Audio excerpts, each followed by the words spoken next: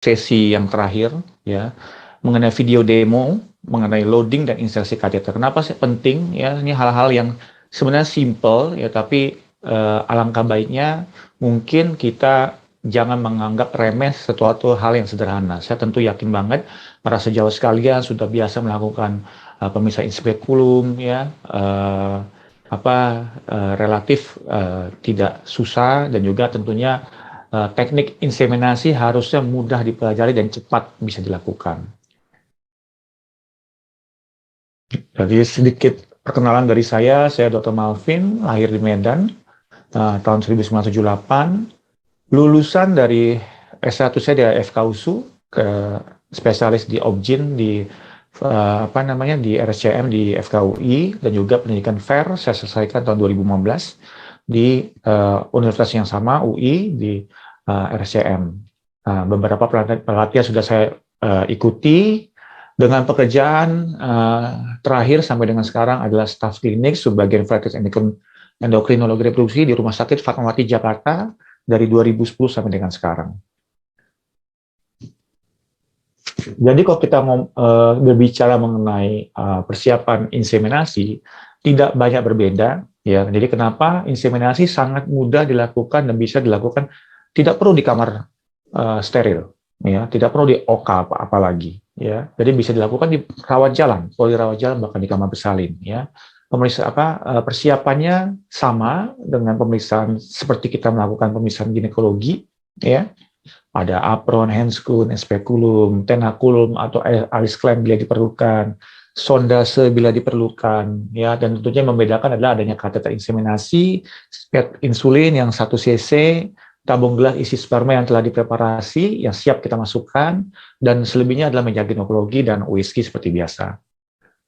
Dan ini kateter inseminasi ya. Kateter inseminasi banyak macamnya ya, dengan ukuran-ukuran yang berbeda-beda, pada diameternya berbeda-beda, tip kateternya berbeda-beda, konsistensinya ada yang keras, hard tip, ada yang lembut, soft tip. Nah, ini di gambar ini adalah salah satu contoh yang soft tip ya. Jadi kita bisa lihat soft tipnya ini ya, sangat fleksibel ya, dan kita relatif tidak bisa manuver, kita hanya mengikuti, kita pasrah dengan jalan lahir ya, semoga tidak ada hambatan ya. Dengan adanya marker berapa senti ya yang akan kita masukkan, rencananya rata-rata jarak dari serviks ke fundus sekitar 7 cm biasanya, dan ini adalah marker kita seperti kayak sepasang spiral ya, supaya jangan terlalu dalam ya.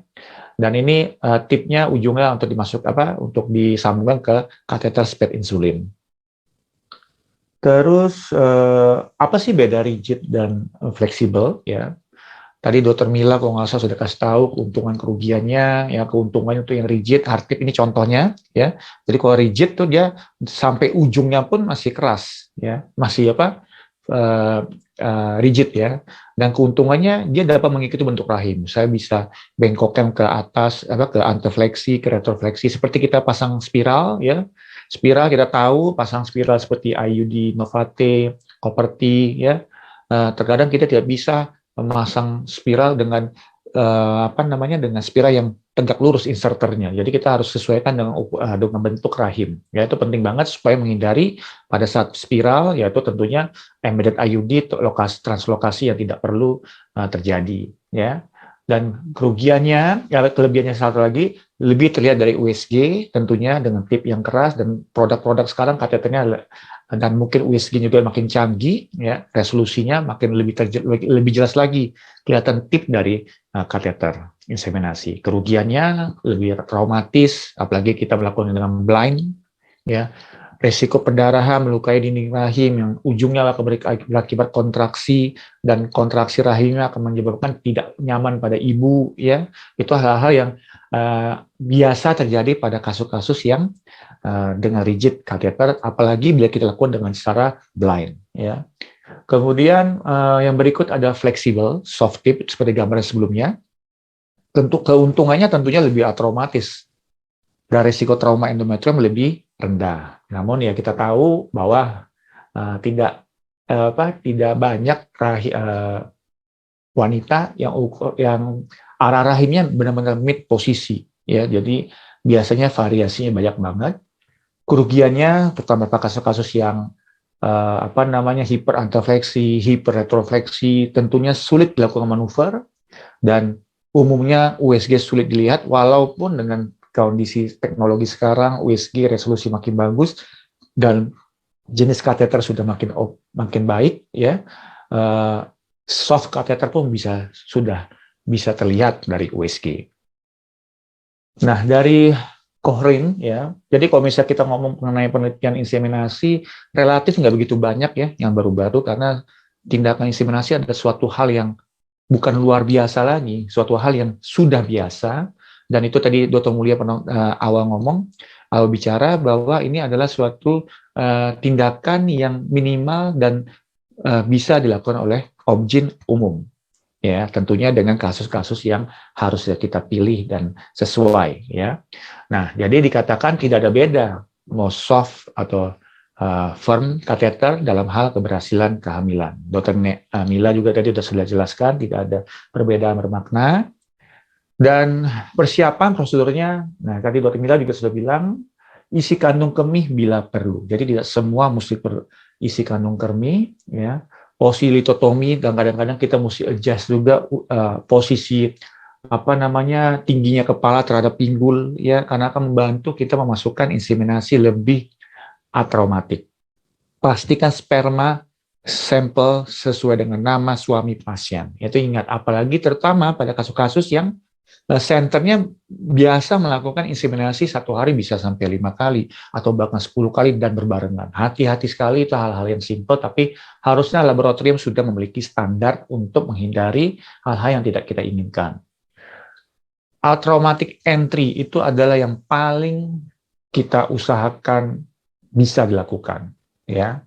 Kenapa? Ya tentunya ya kita tidak berharap ada bleeding, tidak berharap adanya hal-hal yang bikin tidak nyaman ibu, yang ujungnya akan berakibat kontraksi, dan ya kita kurang suka ya sperma dengan kondisi rahim kontraksi, ada pendarahan di rongga rahim, tentunya akan mengurangi jumlah sperma yang akan mencapai sel telur, ya. Inseminasikan cairan sperma melewati internal os. Ingat, ini kita ngomong inseminasi intrautrin, ya. Harusnya tidak ada lagi istilah inseminasi intraservikal, ya. Kenapa?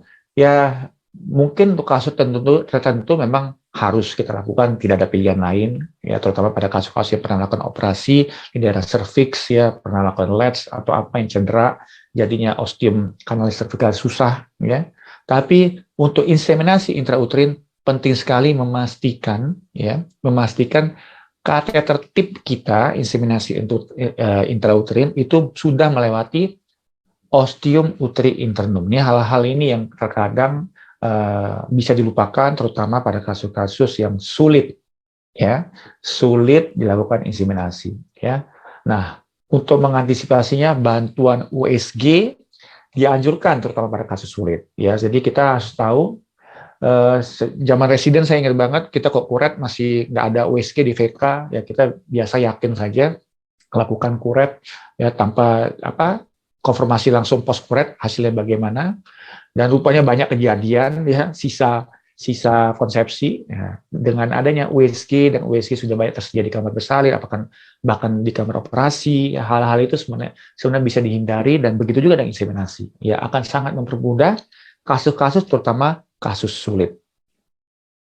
Dan dengan USG kita bisa memastikan, terutama pada saat dia melakukan monitor folikel atau pemeriksaan awal, saat datang, ya, apakah nih rahimnya mid posisi, yang kita nggak mau ekstrim posisinya, ada hiperanterfleksi, hiperretrofleksi, belum lagi arah uterus tidak selalu di tengah, ya, tidak selalu di mid, dia kadang bergeser ke kanan, bergeser ke kiri, tergantung adanya ada atau tidak perkatan genitalia interna.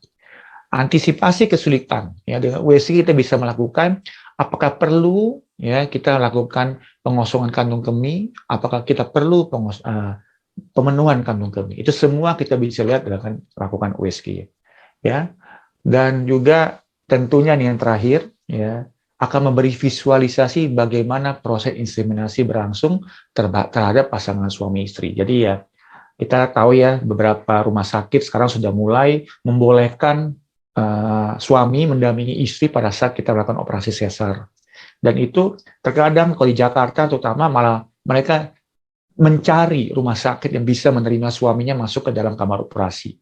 Ya, ya itu setidaknya sebagai pelayanan dan juga sebagai sugesti. Ya, dengan begitu kita lakukan proses inseminasi, kita bisa bilang, ayo Bu, doa ya, ini saya sudah masukkan, posisi sudah pas, kelihatan spermanya keluar dari kateter, masuk ke rongga rahim, dan kelihatan dia akan jalan ke saluran indung telur.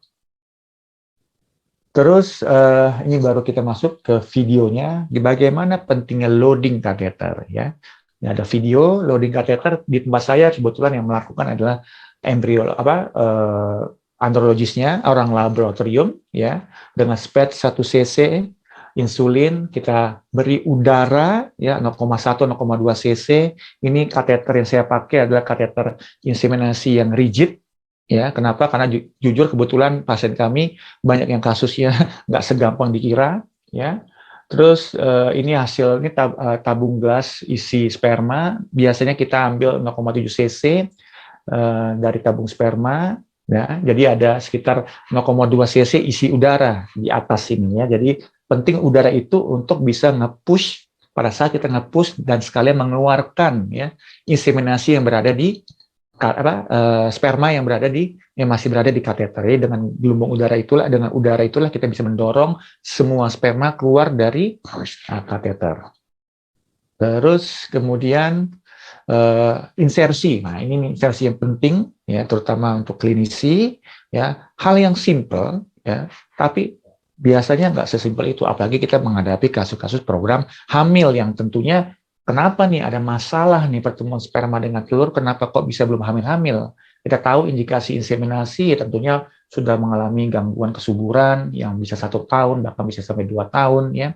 Jadi tentunya ada hal-hal yang tidak berjalan sebagaimana mestinya, itu yang mesti kita pikirkan. Jadi insersi kateter sangat penting. Ya. Jadi kalau misalnya kita melakukan tindakan bayi tabung, itu juga satu poin yang paling penting, embryo transfer untuk menunjang keberhasilan hamil. Dan untungnya ya, inseminasi tidak perlu sampai seatraumatik dari embryo transfer. Kenapa? Karena walaupun ada pendarahan di dini rahim, karena kita tahu implantasi akan baru terjadi sekitar 3-9 hari setelah kita melakukan kateter ya, jadi relatif masih panjang waktu untuk penyembuhan luka dari dini rahim. Tapi ingat, dengan banyaknya pendarahan di rongga rahim tentunya akan mematikan sperma yang kita sudah pilih yang terbaik. Ya, jadi sebisa mungkin tetap kita mesti hindari. Ya, ini videonya, ini adalah USG hiperantefleksi. Ya, pentingnya USG. Nah, selalu dengan kasus seperti ini saya akan memenuhi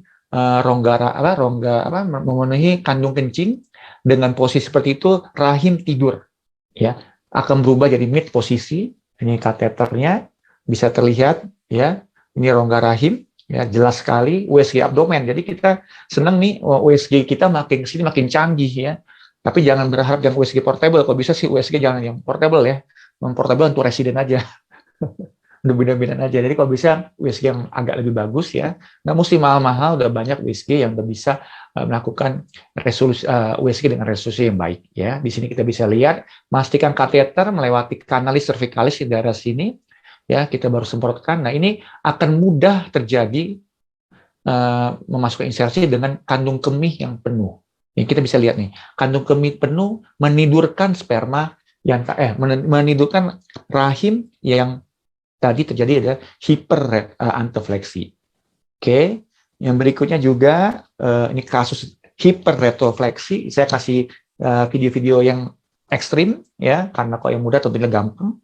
Pada kasus hiperretrofleksi, jangan isi kandung kencing, ya. Jangan isi kandung kencing karena akan makin membuat rahim akan makin ke bawah, makin ke retro, ya, ke belakang. Nah, jadi di sini kita bisa lihat, saya agak susah awalnya, ya, tapi dengan bantuan sondase, saya memastikan arah yang benar, tidak melakukan secara blind. Kenapa? Karena untuk menghindari adanya false root yang akan bikin susah, ya.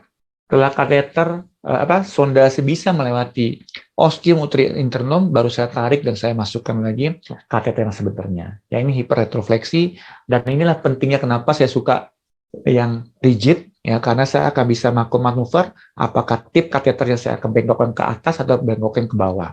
Itu hal yang penting, dan ingat sekali lagi, kita ngomong inseminasi intrauterin adalah melakukan insersi sperma ke dalam rongga rahim, bukan ke intracervix, ya.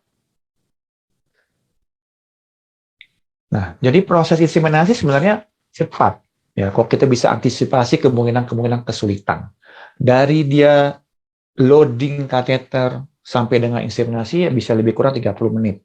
Tadi presentasi dokter Mila bagus sekali, memang saya percaya banget itu. Dari proses preparasi selesai, ya, sampai sperma dimasukkan ke rongga rahim dengan proses inseminasi, kalau bisa jangan terlalu lama. Nah, jadi penting nih dokter obgyn yang pada sibuk, memang jadi saya jujur aja nih, orang dokter obgyn yang memang concern dengan program hamil, mungkin mesti ya tanda kutip ya, melupakan kasus obstetri. Kenapa? Karena ini kadang-kadang juga seperti kayak orang mau partus, ya, nggak bisa nunggu karena terlalu lama akan menurunkan keberhasilan, ya. Nah, terkait dalam hal sperma yang di luar lingkungan yang semestinya, tentunya akan mempengaruhi kualitas, ya. Berikut video saya, kita bisa lihat ya prosesnya. Mungkin semoga suara lagunya kedengarannya biar nggak bosan, ya. Ini analis saya laboratorium, ya, melakukan loading kateter seperti tadi saya bilang, kosongin sekitar 0,1 0,2 cc untuk udara, kemudian tarik semua cairan sperma dari tabung sperma yang telah dipreparasi. Ini saya pakai hard catheter, diberikan kepada nurse saya yang akan mengirimkan ke saya, ya. Prosesnya relatif, ya, tidak begitu steril banget, ya. Ini bisa dilakukan di poliklinik, ya, atau bahkan kamar bersalin. Kita bisa lihat prosesnya. Itu sekali lagi ada tip kateter yang rigid yang saya bisa atur posisinya. Saya tahu nih rahimnya agak antefleksi, tapi saya sudah atur supaya kandung kencingnya jangan terlalu penuh, jangan terlalu sedikit, ya. Namun dengan begitu pun, ya, ini masih sulit nih. Masih sulit saya masukkan dengan kateter saya, ya. Harusnya sudah gampang, ya. Harusnya sudah gampang. Rupanya pasien pernah riwayat kuret, ya. Pernah riwayat insem, saya kurang tahu apakah mungkin ada terjadi suatu salah rute, false route yang harusnya gampang tidak bisa, atau mungkin pasien yang nggak nyaman, ya. Jadi kadang-kadang pasien nggak nyaman itu juga bisa menyempitkan ostium uteri internum. Nah, dengan itu saya bantuan sonde, ya. Kita lihat, saya hanya cukup sampai melewati ostium uteri internum, ya.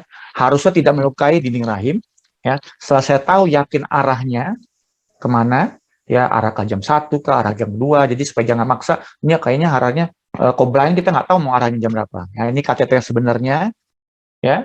Kateter sebenarnya, itu pun juga saya agak susah karena adanya false route. Nah, tapi udah bisa, udah ada gambaran dari arah dari sondase, ya. Saya lewati ostium internum, jangan sampai masuk ke tip dari fundus. Nah, ini kita semprot, ya. Kita semprot inseminasi cairan sperma. Ini hal-hal ini jujur, ya, itu akan memberikan sugesti yang baik sih. Kalau misalnya kita bisa lakukan dengan USG, kita beri pasangan suami di samping ibu, pegang tangan sambil baca doa, ya. Ini adalah prosesnya sudah berlangsung. Keinginan yang kita tuju adalah mendekatkan jarak sperma dengan sel telur. Kita semprotkan sperma yang terbaik, ya, ke rongga rahim langsung, ya, dan tinggal menunggu izin Tuhan, ya, untuk bisa hamil, ya. Nah, jadi setelah itu baru kita post inseminasi biasanya hanya butuh waktu istirahat sebentar, ya, sekitar 20-30 menit cukup. Tapi standarnya kita saya bikin 1 jam 2 jam, ya. Kadang-kadang saya posisikan pinggul ibu lebih tinggi dibanding kepala ibu, ya, untuk semuanya, untuk cepat saja untuk meningkatkan kans hamil, walaupun juga sangat masih kontroversi, belum tentu benar atau tidak ya. Dianjurkan melakukan senggama 12-24 jam setelah inseminasi, membantu banyaknya sperma yang ada di rongga rahim ya. Dan bila memang perlu ya 1 minggu mungkin kita cek hormon progesteron, bila rendah bisa suplementasi progesteron. Tapi yang biasa saya lakukan selalu adalah pemberian asam folat ya, vitamin D. Saya lagi suka banget dengan vitamin D, 2 kali 1000 atau 1 kali 5000. Dan 2 minggu pasca inseminasi, pasien saya suruh kontrol bila haid bisa lebih cepat atau tidak haid untuk direncanakan tes hamil. Nah, dari literatur, nah ini kebetulan ini ada literatur yang lumayan baru ya, 2020. Apa saja sih tindakan inseminasi yang bisa meningkatkan ya keberhasilan hamil? Ini pada kasus unexplained. Ya, pada penelitian ini pasca dilakukan sperma processing ya, dan rupanya kita bisa lihat memang sih sebagian besar tidak ada yang signifikan ya, tapi ya tetap dianjurkan melakukan USG guidance akan lebih tinggi ya. Tipe kateter di sini dikatakan yang firm yang soft lebih baik. Memang jujur aja kalau memang bisa soft ya kenapa tidak, tapi jangan kita paksakan yang soft ya, tipe kateter soft, tapi trialnya sulit dan ujungnya apa? Akan memaksakan inseminasi yang sebenarnya mungkin tidak tercapai ya. Ujung-ujungnya kalau kita stres kelamaan, kita masukin aja di kanalis cervicalis ya. Terus kemudian hindari kesulitan dalam melakukan inseminasi untuk intrauterin. Di sini dikatakan walaupun memang tidak bermakna ya, tapi bila tidak ada tentunya akan lebih besar keberhasilannya ya. Multiple IUI attempt itu tidak perlu, terbukti juga dikatakan tidak perlu. Pendarahan ya walaupun tidak bermakna. Nah, seperti saya bilang ya, walaupun dengan tidak ada pendarahan akan lebih baik, tapi sangat dikit bedanya ya. Karena apa? Karena kita ngomongnya bukan embryo transfer ya. Embryo transfernya kita masukin embrio ke dalam rongga rahim, produk bakal janin sudah terjadi. Nah, tapi kalau inseminasi kita masih berupa benih ya. Jadi masih butuh waktu, taruhlah tadi saya bilang 3 sampai 9 hari ya, 3 sampai 12 hari baru dia masuk ke implantasi ke rongga rahim. Jadi masih lama, masih bisa penyembuhan dini rahim dengan sendirinya bila terjadi adanya pendarahan. Nah, ini yang agak lumayan bermakna ya, adanya tidak nyamanan pada saat inseminasi intrauterin. Nah, apa itu yang tidak nyaman? Tentunya bila prosesnya berlangsung lama, ada kesulitan pada saat lakukan inseminasi ya. Jadi tentunya itu akan membuat pasien tidak nyaman ya, ujungnya bikin kontraksi ya, dan terakhirnya itulah akan mempersulit. Apabila ada kontraksi akan mempersulit kita masuk ke inseminasi ke dalam rongga rahim. Dan tipe jenis preparasinya memang di sini dianjurkan density gradient ya, tapi juga tidak bermakna ya dibanding dengan swim up ya. Oke. Terima kasih presentasi saya, dan ini kebetulan saya jadi moderator juga. Mungkin saya akan buka ya sekarang sesi tanya jawabnya untuk video demo ini. Bila ada yang mau ditanya silakan, kita akan diskusi sampai nanti kita masuk topik berikutnya adalah pembahasan contoh-contoh kasus. Silakan, ada yang bertanya, boleh. Sudah adakah? Mungkin dokter, para panelis saya bisa bantu mau bertanya atau menambahkan pengalaman senior-senior, rekan sejawat untuk bisa meningkatkan kans hamil, ya, atau mungkin cara inseminasinya bisa berbeda. Dan yang mungkin yang saya tambahkan, ya, saya sangat jarang sekali melakukan inseminasi dengan dengan menggunakan tenakulum, ya, atau apalagi tenakulum lah, ya, yang tajam itu ya, itu saya sangat tidak suka ya, itu akan bikin kontraksi, bikin nggak nyaman ya. Dan dengan bantuan USG, dengan triknya pengosongan kandung kemih atau tidak, atau pemenuhan kandung kemih, itu akan banyak membantu proses-proses inseminasi yang kita prediksi sulit. Dan juga sekali lagi manuver spekulum. Nah, sayangnya ini memang nih manuver spekulum ini saya lebih suka pas lagi kita biasa melakukan workshop inseminasi di acara Hiveri sebelum-sebelumnya, ada manekin ya yang bisa saya tunjukkan gimana cara posisiin supaya rahim sebisa mungkin posisi. Dan terkadang kita mengubah posisi pasien ya. Semuanya untuk mempermudah proses inseminasi. Bila ada yang bertanya silakan. Ada yang tidak mengerti. Oh, ini dia. Saat inseminasi, bagaimana apakah povidone oil? Ini maaf ya. Oh, cepat banget nih. Ya, dari Dr. Bambang Suhartojo. Terima kasih Dr. Bambang. Dr. Bambang bertanya, saat inseminasi bagaimana desinfeksinya? Apakah povidone oil iodine itu betadine ya? Nah, saya bilang tidak perlu. Ya, saya rasa tidak perlu. Ya, cukup. Ya, kalau memang ada keputihan banyak atau memang mungkin ada sekretofagini yang terlalu banyak, ya, kita bisa lakukan dengan pembilasan dengan NaCl cukup. Ya, kita mesti bayangkan ya, inseminasi sebenarnya nggak beda jauh dengan hubungan biasa. Ya, hubungan biasa bisa bikin hamil kok, ya, dengan kondisi vagina yang ya mendekati masa subur, kalaupun ada lendir harusnya normal, ya, jadi relatif tidak perlu ditakuti. Ya, walaupun kalau misalnya ada mukus plak, ya, dan dengan bantuan inseminasi lah kita bisa melewati itu kan, karena kita melewati kanalis cervicalis, melewati ostium uteri internum untuk mencapai rongga rahim. Dan saya titip lagi nih, sebisa mungkin dengan kita melakukan USG, kita tidak melakukan touching di fundus, tidak melakukan insersi kateter yang terlalu tinggi, terlalu dekat dengan fundus atau bahkan menyentuh fundus. Yang ujungnya apa ya? Akan bikin kontraksi. Oke. Nah, terus kemudian bagaimana jika ada fluor yang mengarah ke infeksi? Apakah perlu dibatasi inseminasi? Nah, jadi sekali lagi ingat ya, kita melakukan inseminasi ini adalah pada saat masa subur, periovulasi. Ya, jadi inseminasi bisa dilakukan 24 sampai 36 jam post HCG trigger. Kenapa saya suka HCG trigger dibanding serial LH kit? Karena tidak nyaman dan tidak praktis ya. Dengan pemberian HCG, kita yakin dalam 36-40 jam akan ovulasi ya. Jadi kita timingnya lebih enak ya. Pasien tidak perlu ribet untuk melakukan pemeriksaan LH kit ya. Dan variasinya kalau LH kit juga sangat besar ya. Nah, kita melakukan inseminasi sebenarnya tidak perlu menunggu kista folikulnya pecah ya.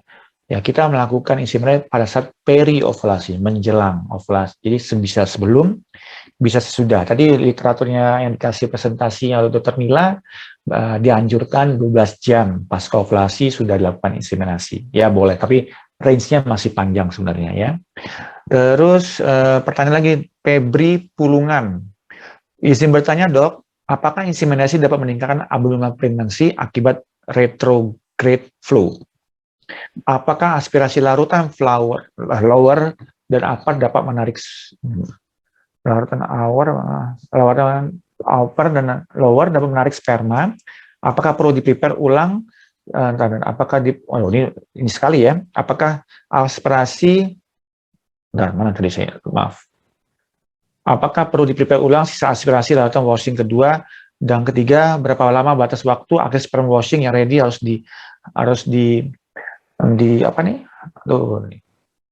diinsersikan intrauterin. Ya, jadi ini kalau masalah insersinya pasca washing ya, Dr. Mila bagus tadi ya, ada topiknya dianjurkan kalau bisa 30 menit, kurang dari 30, makin cepat lebih baik. Itu yang prinsip saya lakukan. Jadi kendalanya nih saya nih jujur aja nih, saya kan ada 3 tempat untuk melakukan inseminasi. Saya lebih suka inseminasi di tempat yang saya biasa lakukan. Kenapa? Karena saya tahu itu proses cepat. Ya, dari laboratorium ke saya dan ke saya langsung ke pasien itu bisa kurang dari 30 menit bahkan.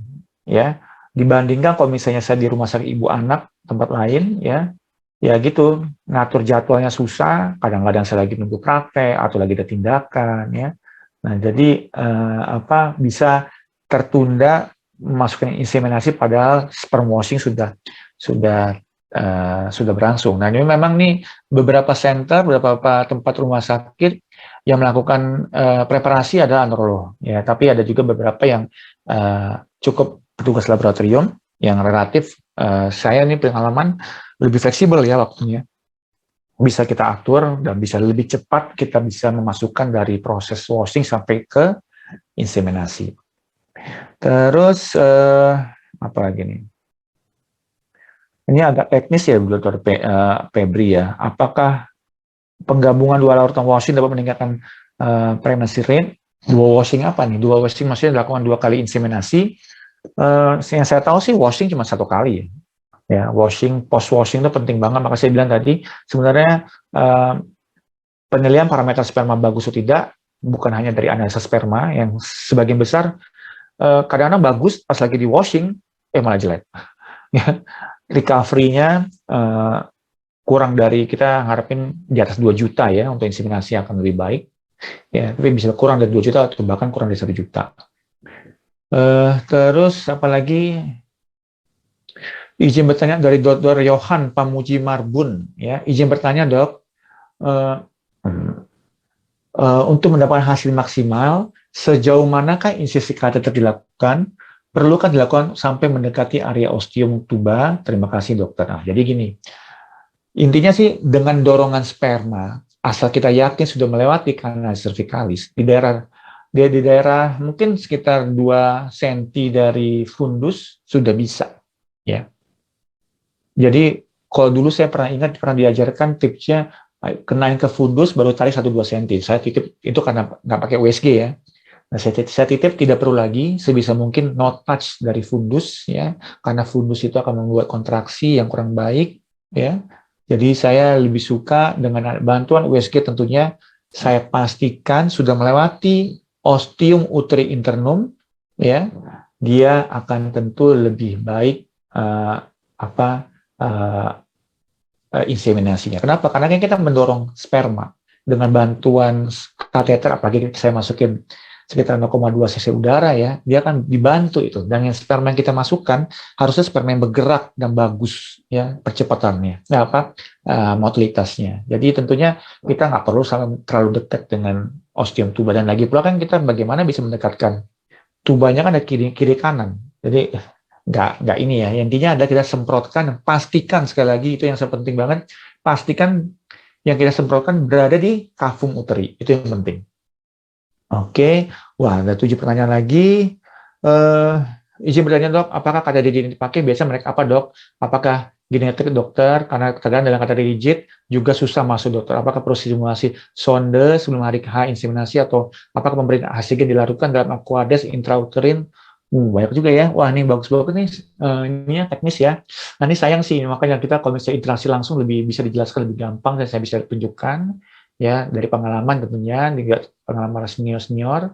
Ya, jadi untuk inseminasi ya, tadi dibilang ya, soft sama fleksibel itu tidak ada beda.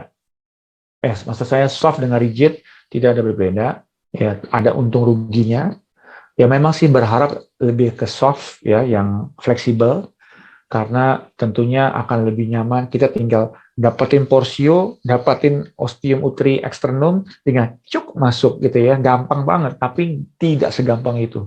Pengalaman tidak segampang itu, apalagi pasien datang kita adalah pasien yang mengalami gangguan kesuburan. Jadi relatif dia datang ke kita ada masalah nih, kenapa nggak bisa sperma ketemu telur setelah setahun 2 tahun. Jadi umumnya bisa terjadi kesulitan melakukan inseminasi ya. Nah, rigid itulah yang membantu ya. Membantu kita bisa mengarahkan. Saya lebih suka rigid terus terang aja. Ya, walaupun di tempat lain saya lakukan melakukan yang fleksibel ya. Mereknya kalau yang jadi banyak ya. Genetik juga mengeluarkan fleksibel, juga mengeluarkan rigid. Tadi saya tampilkan yang fleksibel, kalau itu yang punya genetik, yang kateter yang hard ya, yang rigid itu saya mereknya Cook ya, tapi banyak sekali ya, banyak sekali, ada kita Zato juga punya ngeluarin segala macam, banyak sekali.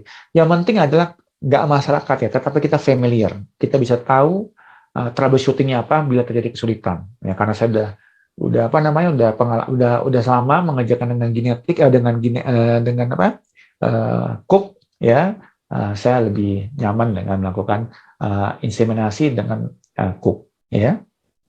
Terus apakah pemberian HCG yang dilakukan mana nih dalam akuodasinas sebelum inseminasi bisa meningkat tingkat kehamilan? Nah, jadi memang beberapa cara ya, ini terutama juga dilakukan pada kasus-kasus bayi tabung ya, tapi saya rasa untuk inseminasi kayaknya terlalu over ya. Ya, masih banyak hal-hal lain yang menunjang keberhasilan hamil ya. Jadi saya titip ya mau coba sih boleh-boleh aja ya. Tapi ini biasanya hal-hal seperti ini kita lakukan pada kasus embryo transfer. Tapi saya ingin titip kepada rekan-rekan sejawat sekalian, inseminasi harusnya adalah tindakan yang sederhana. Ya, dia merupakan tindakan perantara sebelum kita menuju ke arah bayi tabung. Sebisa mungkin jangan kita terlalu memaksakan inseminasi pada kasus-kasus yang terutama memang indikasinya adalah bayi tabung. Karena ujungnya apa? Ya biaya juga kan. Walaupun lebih murah, tapi kok sampai berulang kali dan terakhirnya indikasi yang relatif jelas ke arah bayi tabung, tentunya akan membuang waktu selain membuang uang. Oke, berikutnya lagi, ini saya kebaca, maaf ya kalau ada yang terlewat. Izin dok tanya, apakah teknik tidak menyentuh saat inseminasi itu sangat krusial? Karena ini kan inseminasi bukan ET, implantasi masih lama kalau berhasil fertilisasi. Ya benar ya. Jadi memang relatif ya. Relatif inseminasi memang benar, kita kalaupun luka tidak ada masalah karena implantasi akan berlangsung beberapa hari kemudian. Ya, tapi ini yang kita mau tindakan menyentuh fundus itu biasa sering terjadi pada dulu-dulu kita melakukan inseminasi tanpa melakukan USG. Ya. Dan sekarang dengan adanya USG harusnya kita sudah bisa menghindari. Ya. Apa dok masalahnya? Kontraksi pasti. Ya. Apalagi bisa bikin bleeding pasti. Ya. Memang sih benar dinilai akan sembuh, akan selesai, pendarahannya akan berhenti. Namun kita masukkan sperma yang tentunya dengan darah akan mengurangi jumlah sperma. Logikanya seperti itu. Ya, jadi saya rasa tindakan touch di menyentuh fundus tidak perlu, dan yakinlah dengan USG ya bisa dihindarin ya. Dan USG sangat gampang. Jadi klinik kecil ya sudah punya kok USG di kamar bersalin ya. Sekarang sudah mungkin standar ya, terutama pada kasus-kasus obstetrik kita butuh USG untuk tahu letak ari-ari atau letak janin, presentasi janin ya. Jadi itu bisa kita lakukan ya untuk kasus-kasus inseminasi. Oke, terus kemudian untuk kateter hard tip dan soft tip udara di split tetap 0,2 cc. Iya, nggak ada masalah ya. Yang penting saya mau ada kasih udara, bisa 0,1 bisa 0,2 bisa. Kenapa saya pengen 0,2? Karena memastikan bahwa semprotan udara saya akan bisa mendorong semua sperma yang masih tertinggal di kateter. Ya mungkin nanti Dokter Edwin akan bisa bantu apakah seperti itu, karena ya itu penting ya. Dan umumnya ini kebetulan video saya itu yang melakukan adalah analis laboratorium ya. Jadi bukan saya terima hasil, tapi untuk di tempat lain saya akan melakukannya. Ya, jadi titip para sejawat yang melakukan itu jangan melupakan itu. Ya, jangan tanpa kita masukkan udara kita akan akan menyisakan sperma di kateter, sayang kan. Nah, sebisa mungkin kita kosongin dulu tipnya sekitar 0,1-0,2 cc udara, baru kita masukin sperma. Kita sedot spermanya. Oke. Terus apalagi, banyak ya. Selamat sore, izin bertanya dokter, apakah hukumnya wajib koitus 12-24 jam post inseminasi? Kalau tidak dilakukan, apa boleh jika pasien dari pria dengan analisis sperma terato, takutnya yang bentar ya. Takutnya yang hasilnya kurang bagus akan mempengaruhi kehamilan. Ini akan dibahas nanti kita pas lagi diskusi kasus ya. Nanti mungkin ada Dokter Edwin akan bisa bantu jawab, Ambrolo. Mungkin Dokter Silvi juga nggak tahu saya ikut atau tidak nanti. Ya silakan. Terus rigid apa lebih mahal? Ini dia. Mungkin ya, mungkin lebih mahal, tapi harusnya sih nggak begitu mahal, ya.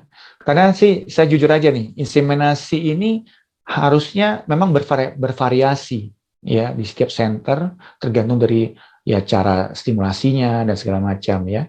Tapi kalau di tempat saya sekitar 5 sampai 7,5 juta, ya. Itu jadi pertimbangan kita mau berapa kali inseminasi, jangan sampai kebanyakan inseminasi nanti pas lagi sudah indikasi bayi tabung malah nggak ada duit. Itu yang saya hindarin, ya. Terus kemudian apalagi masih ada? Oh, sudah habis ya. Izin bertanya dokter, dokter Adita lagi, untuk sondase pada hari kedua atau ketiga haid apa boleh untuk banyak punya gambaran uterus sekalian dengan USG transmigrasi? Boleh, ya. Kita mock transfer lah, ya. Tapi saya kurang suka dilakukan pada saat dilakukan saat haid. Ya, kenapa? Kita tahu haid, ya, tentunya kanalis ostium uteri internum akan lebih terbuka, ya.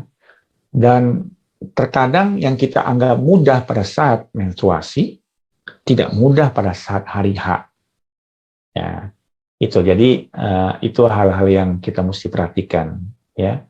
Dan apalagi untuk inseminasi, ya saya rasa tidak perlulah dilakukan sondase pada saat pada saat USG. Lakukan aja pada saat kita lakukan tindakan. Tadi saya kasih lihat videonya. Bila ditemukan kesulitan, baru saya bantu dengan sondase. Sondasenya apa? Nggak sampai fundus, ya, tidak sampai fundus, tidak sampai cavum uteri bahkan, ya. Kita hanya melewati ostium uteri internum. Itu yang jadi masalah. Kalau pasien nggak nyaman, dia itu yang spasme di situ biasanya, ya.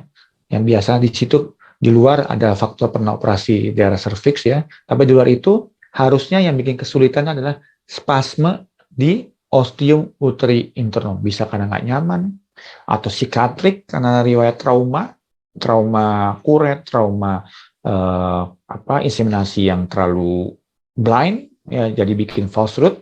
Nah, jadi relatif sonde bisa dilakukan pada saat itu, ya.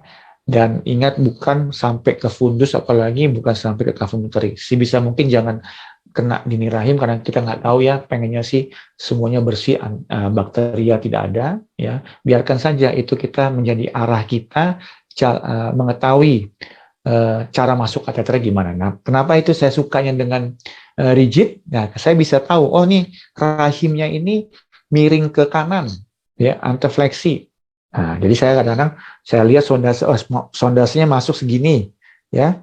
Jadi saya akan atur tip kateternya, baru saya lakukan inseminasi. Ya, jadi relatif sebagian besar berhasil, ya. Seperti kita melakukan spiral, pemasangan insersi spiral. Kita tahu para sejawat tentunya sangat pengalaman, ya, melakukan insersi spiral. Spiral itu IUD itu tidak selalu lurus, ya. Jadi kalau kita paksakan lurus, ya, dengan kateter yang lurus, justru bakal meningkatkan kans dia terjadinya embedded IUD atau translokasi IUD. Ya nggak heran jadinya kita di Fatmawati banyak tuh dikirim-kirim karena nggak bisa di AF IUD, rupanya posisinya kemana-mana, ya. Karena posisi hiperantefleksi dipaksa untuk masukin kateter lurus, masukin inserternya lurus, yang ujungnya menjebol otot rahim, ya, ekspulsi sampai ke translokasi sampai ke rongga abdomen. Itu yang kita hindarin, ya. Terus sudah habis ya kayaknya, ya. Apakah boleh minta? Oh, ini video dan materi Dr. Malvin. Nah, ini boleh Dr. Sigit. Jadi silakan. Jadi semoga jadi tambahan, dan juga bukan hanya saya saja, ya. Nanti ada presentasi-presentasi lain dari para presenter yang akan harusnya dibagikan, ya, ke para peserta berupa soft copy. Silakan, ya. Karena apa namanya ya, ya kan tujuan kita kan supaya bisa sharing pengalaman, sharing ilmu, ya bukan kita lebih pintar, enggak, tapi kita mungkin para pencara dan para ini semua sudah pernah melakukan tindakan inseminasi yang cukup, ya cukup untuk bisa kita bagikan pengalamannya, ya. Dan harusnya juga inseminasi bisa dilakukan nggak hanya kota besar, ya kota kecil bisa, ya relatif, ya tanda kutip relatif. Pelatihannya hanya membutuhkan, ya analisis laboratorium sebenarnya, ya proses sperma, preparasi sperma bisa dilakukan di laboratorium, tinggal diajarkan dengan supervisi tentunya dokter, ya bisa dokter andrologis dan segala macam. Terima kasih. Bila tidak ada lagi, saya lanjut ke sesi berikut berarti ya. Kalau tidak ada, kita lanjut ke sesi berikut. Masih panjang nih waktu kita, tapi saya rasa kita akan apa namanya sisakan waktu. Ini ada pertanyaan, kateternya beli di mana dok? Wah banyak ya.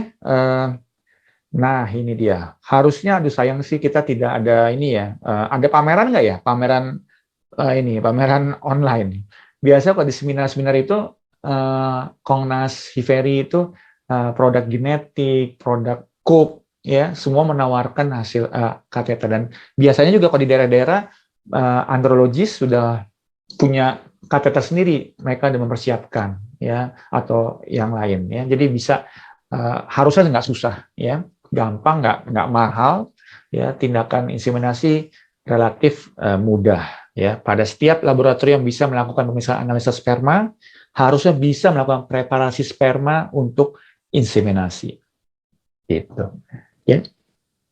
Aduh ada lagi, nah mungkin pertanyaan terakhir ya. Ini Aditya lagi nih, wah ini sangat ini sekali antusias melakukan inseminasi. Ini bertanya dokter, untuk harga insel 5,7,5, apa stimulasi termasuk berapa kali pemberian injeksi menopur gonad? Oh ini dia. Jadi ini saya tanda kutip ya, masing-masing center beda-beda. Ya saya nggak mau bilang rumah sakit apa yang bisa lebih murah, lebih mahal. Ya sekarang tentunya pasien sudah hebat, ya dia bisa googling mana inseminasi yang murah, mana inseminasi yang mahal, mana inseminasi yang katanya tanda kutip banyak berhasil dan segala macam. Ya, nah jadi untuk inseminasi sekitar 5,7,5 ini dilakukan pada tempat saya untuk kasus-kasus pemberian dengan sisi, ya, clomiphene citrat. Ya, kenapa dokter clomiphene citrat jadi utama? Ya, tentunya jauh lebih murah, ya, dan sebagian besar masalah inseminasi ini adalah karena masalah gangguan ovulasi. Dengan sisi kita bisa melakukan induksi ovulasi karena tujuannya satunya itu induksi ovulasi, ya. Nah, jadi dengan kasus seperti itu harga seperti itu bisa, tapi kalau dengan obat-obatan terutama injeksi ya tentunya akan bisa lebih mahal, range-nya sekitar 10 bahkan sampai 15, ya tergantung. Oke. Sekian dulu mungkin itu yang terakhir. Kita lanjut ke apa namanya topik diskusi kasus ya, yang kebetulan saya bawakan juga, semoga menjadi pelajaran bagi kita semua dengan adanya panelis-panelis yang berpengalaman yang bisa membantu saya untuk bisa memberikan tips dan trik yang terbaik sesuai dengan tujuan inseminasi. Workshop kita hari ini adalah untuk bisa mendapatkan hasil yang optimal. Oke, saya share screen lagi. Bentar ya. Share. Oke.